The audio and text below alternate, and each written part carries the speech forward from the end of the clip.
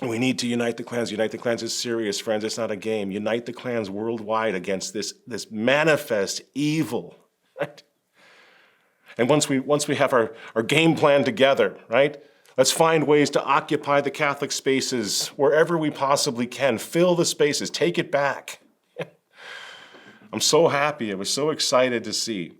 A good thing is going to happen, a really good thing, a really important thing. Some of the most influential traditional Catholics in the world, members of the hierarchy, will go to Rome in a few weeks, and they're going to watch and hear Cardinal Raymond Burke offer the traditional Latin Mass inside the Basilica of St. Peter for the first time since it was banned by Pope Francis in 2019. You're looking for a sign? You're looking for a sign that God has not abandoned us? How did this happen? How is this going down, right? Pray that it doesn't get canceled.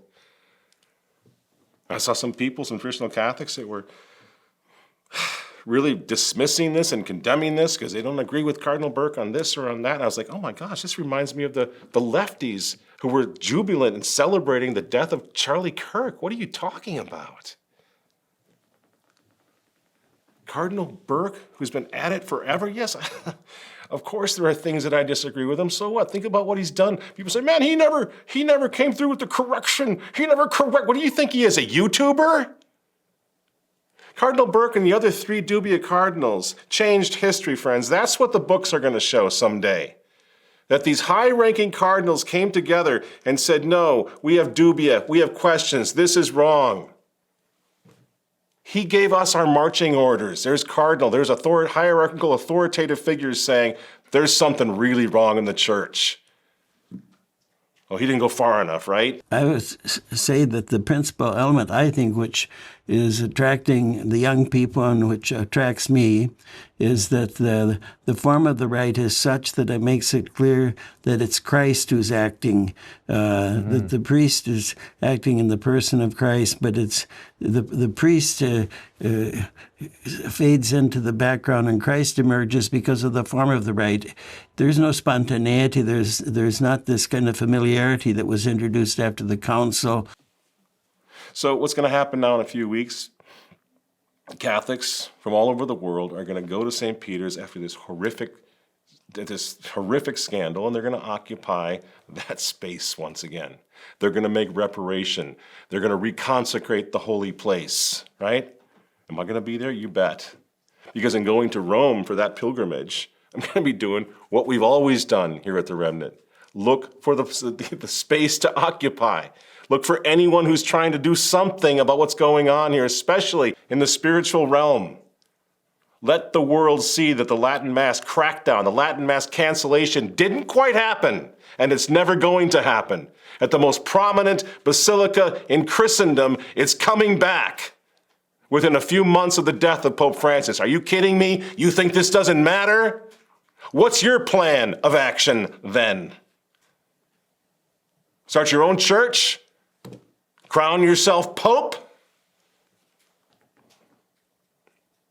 If this isn't your strategy to support this, then don't do it. People say, man, the time of waiting and seeing is over. Well, then don't wait and see anymore. Go do whatever it is you want to do.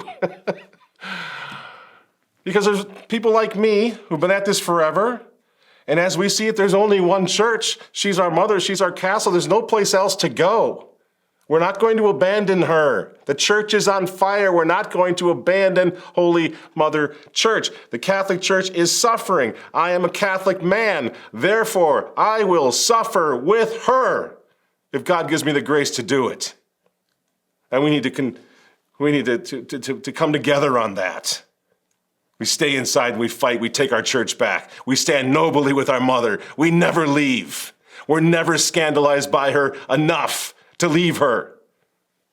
People say, how can you possibly stay Catholic when all this scandal's going on? Don't you think the followers of Jesus Christ, Saint Mary Magdalene, Saint John, heard the same thing as they followed the bloody footsteps of Jesus Christ up the hill? How can you possibly go with him? How can you not see? He's not God. They're going to kill him. That's a scandal. But only the holiest, only the best, only those closest to Jesus understood, starting with his mother. You got to go all the way to the cross.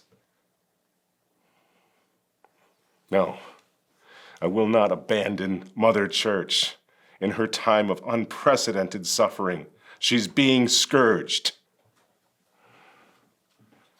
And what we need as Catholics, as I've said before, we need the human consolation, we need the grace of God, we need prayer, and we need strategy. Friends, why is strategy so wasted on traditional Catholics?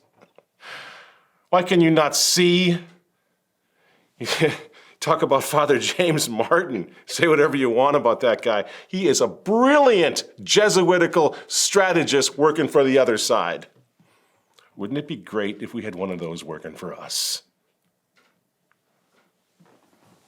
Well, we can try. Because you know what?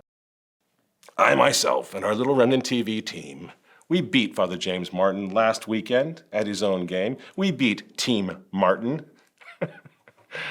I sent my little daughter in to do it because she's innocent and sweet and thoroughly traditional Catholic. I sent her inside the Basilica of St. Peter's. I said, would you go in? She said, yeah, where do you want me to go? She parked herself outside the door, the holy doors, and once that miserable alphabet soup parade went in to desecrate the interior of the basilica, she jumped in line with them. She took pictures, incriminating pictures. She interviewed them. Her first time in the Basilica of St. Her first time in Rome.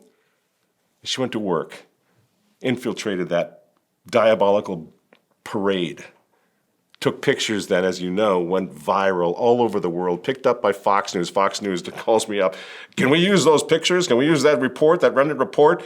Because they were the only ones that anybody saw. Everybody's seen these pictures by now, right? And we're just getting started, friends. We're just getting started. I have no intention, after all these years, to run and hide in the tall grass because I can't handle the scandals. Quite frankly, if Leo is Francis II, you know what I want to be? If there's any possible way, if God gives me the grace, this is what I would love to be. Here's my fantasy. I want to be Jiminy Cricket. I want to become the conscience of the Pope. I want to be the constant reminder. I will never go away. I am your wake-up screaming nightmare. I'm not going to ever leave you alone if that happens. Why would I change where I'm going to Mass right now? A diocesan traditional Latin Mass with a two-fisted man's priest who's out there fighting every single day for Catholic restoration. And again, in a few weeks, the Latin Mass, just let this sink in.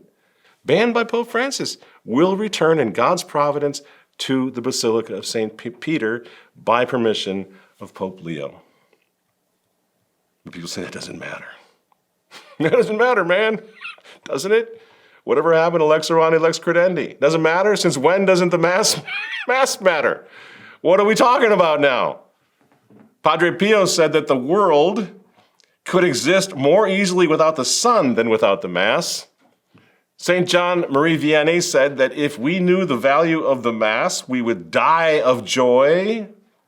He said that if we should put all of our good works in this world against one holy Mass, they would be as a grain of sand beside a mountain. No, Mass doesn't matter. Oh, yes, it does. Oh, yes, it does.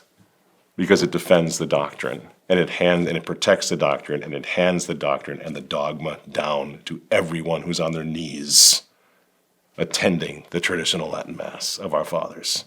Yes, it matters. And again, do I agree with everything Cardinal Burke says? No, and I doubt he agrees with everything I say, you know? But he's always done his best. He's championed the Latin Mass cause. He's stood with us. He's tried to do the right thing by us. And like Michael Davies, he never gave up on the church.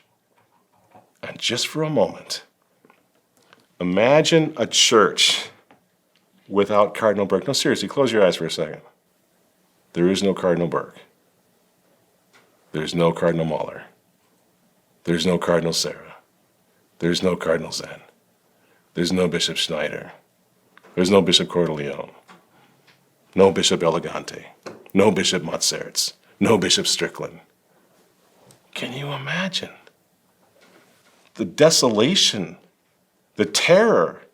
The whole church is in the hands of Cardinal Supich and Cardinal Gretsch and Paroline?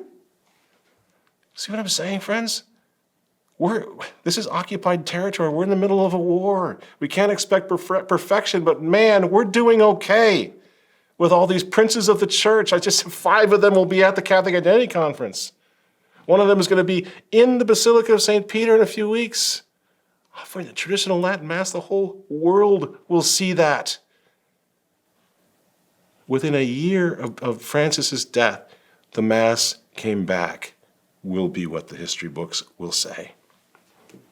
Traditional Latin Mass came back because the traditionalists never gave up.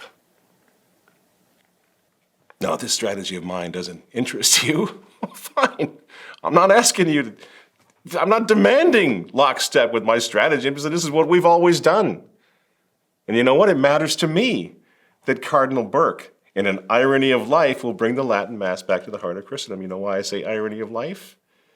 Because this is what Pope Francis said. I thought one of his most callous moments on the plane when Cardinal Burke had taken a stand against COVID, taken a stand against the diabolical vaxes of Bill Gates, and he went into the hospital. Cardinal Burke got COVID, went into the hospital, was put on a ventilator. We all thought he was dying. And Francis said, well, this is one of the ironies of life, that one of the cardinal deniers is now sick, maybe dying of COVID. Right? So now I'm seeing a massive irony of life, aren't you? The Cardinal Burke, who was absolutely persecuted, mocked, threatened to be kicked out of Rome, threatened to be thrown out of his house, that this beautiful, humble, charitable Catholic prelate is just simply going to take the traditional Latin Mass back to the altar of the chair in the Basilica of St. Peter. You're looking for a sign from God that all is not lost and that in the end God wins. Well, there's one right there. And I, for one, am more than proud. I'm honored to stand with Cardinal Burke when he does that for us, for the church, and for the God that we all seek to serve. It matters. And I want to take up as much Catholic space as I possibly can, especially now, because the church is my mother, and I will never stop fighting for her, and I will always look for princes of the church, successors of the apostles, with whom to stand in her defense. Because she's in chains right now, but she will not be in chains forever. God wins in the end. And it's time for all of us, the simple, scattered sheep, to go to war for our mother. I'll see you in Rome.